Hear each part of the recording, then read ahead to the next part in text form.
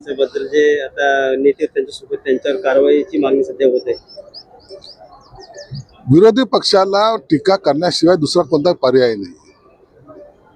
आपल्याला त्या खरातला फाशी द्यायची किंवा त्याला शिक्षा द्यायची याच्याकडे आपलं लक्ष असलं पाहिजे. पोलीस जेव्हा तपास करतात त्या पोलिसाच्या तपासामध्ये मग खरातांच्या सीड्या तपासल्या जातीलच ना, त्याचे व्हिडिओ तपासले जातील ना.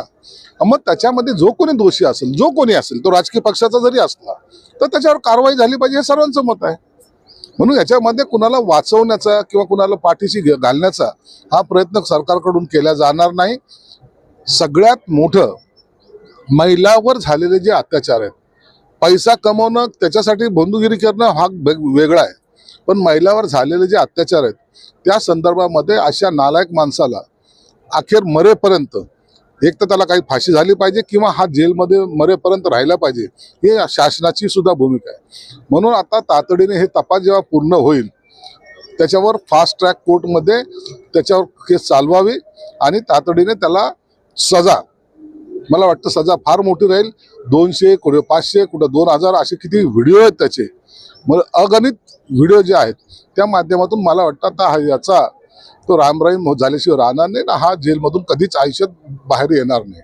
देसाई म्हणतात की त्याचा एन्काउंटर सुद्धा केला जाऊ शकतो. असाचा एन्काउंटर करायचा काही गरज नाहीये.